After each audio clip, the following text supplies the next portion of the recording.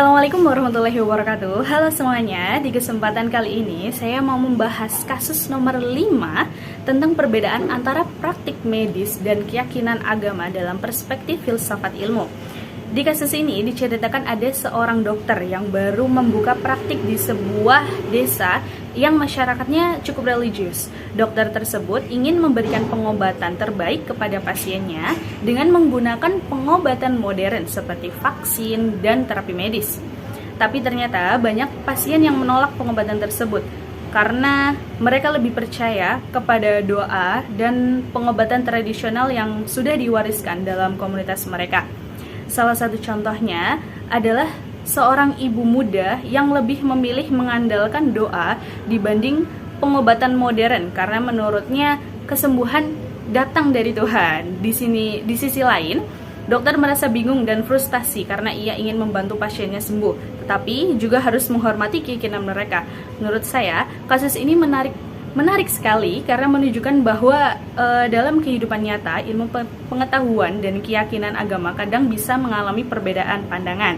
Nah, disinilah filsafat ilmu punya peran penting untuk membantu menjembatani tersebut. Dalam filsafat ilmu ada 3 pendekatan utama yang bisa digunakan untuk menganalisis kasus ini, yaitu ontologi, epistemologi, dan aksiologi. Yang pertama ada ontologi, membahas tentang hakikat atau inti dari suatu hal. Dalam kasus ini, ontologi berkaitan dengan bagaimana seseorang memandang penyakit dan kesembuhan. Kalau dari sudut pandang medis, penyakit dianggap sebagai gangguan pada tubuh yang bisa dijelaskan secara ilmiah. Misalnya ada virus, bakteri, atau gangguan pada organ tubuh tertentu. Karena itu pengobatannya juga dilakukan dengan cara ilmiah seperti obat-obatan, vaksin, terapi, dan tindakan medis lainnya. Sedangkan dari sudut pandang masyarakat religius, penyakit sering dipandang bukan cuma masalah fisik, tetapi berkaitan dengan spiritual dan keimanan. Mereka percaya bahwa kesembuhan pada akhirnya datang dari Tuhan. Karena itulah mereka lebih mengutamakan doa dan pengobatan tradisional yang dianggap sesuai dengan keyakinan mereka. Menurut saya, 2 pandangan ini sebenarnya tidak harus dipertentangkan. Banyak orang berpikir kalau memilih pengobatan medis berarti kurang percaya kepada Tuhan. Padahal sebenarnya pengobatan medis juga bisa dianggap sebagai bentuk ikhtiar manusia. Dalam agama juga diajarkan bahwa manusia harus berusaha, bukan hanya pasrah. Jadi menurut saya, doa dan pengobatan medis sebenarnya bisa berjalan bersamaan. Kedua adalah epistemologi. Epistemologi membahas tentang bagaimana pengetahuan diperoleh dan bagaimana suatu pengetahuan dianggap benar. Dalam dunia medis, pengetahuan diperoleh melalui penelitian, eksperimen, observasi, dan uji klinis. Contohnya vaksin. Sebelum digunakan, vaksin harus melewati penelitian yang panjang dan diuji berkali-kali supaya terbukti aman dan bermanfaat bagi manusia. Karena itu, dokter percaya pada pengobatan modern karena sudah ada bukti ilmiahnya, sedangkan masyarakat religius memperoleh keyakinannya dari ajaran agama, pengalaman spiritual, nasihat tokoh agama, dan tradisi yang diwariskan turun-temurun. Jadi sumber pengetahuan mereka berbeda dengan dunia sains. Nah, disinilah sering muncul kesalahpahaman. Kadang dokter merasa masyarakat kurang percaya pada ilmu pengetahuan, sedangkan masyarakat merasa dokter tidak memahami keyakinan mereka. Menurut saya, di sini filsafat ilmu membantu supaya 2 pihak bisa saling memahami. Dokter sebaiknya tidak langsung memaksa atau menyalahkan pasien. Dokter perlu menjelaskan dengan bahasa yang sederhana, sopan, dan mudah dipahami.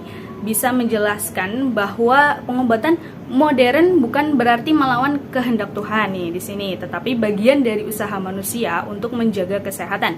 Di sisi lain, masyarakat juga perlu lebih terbuka terhadap ilmu pengetahuan dan tidak langsung menolak pengobatan medis tanpa mencari informasi yang benar.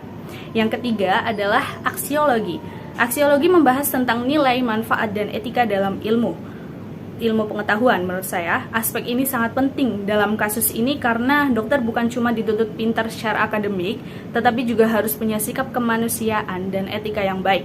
Dokter harus menghormati keyakinan pasien dan tidak boleh memaksakan kehendak. Tapi dokter juga tetap punya tanggung jawab untuk memberikan informasi kesehatan yang benar demi keselamatan pasien. Misalnya, kalau ada pasien yang menolak vaksin, dokter tetap harus menjelaskan manfaat dan risiko dengan jujur dan sabar, bukan malah marah atau merendahkan keyakinan pasien tersebut. Selain itu, etika juga penting bagi masyarakat. Masyarakat perlu memahami bahwa ilmu pengetahuan dibuat untuk membantu kehidupan manusia.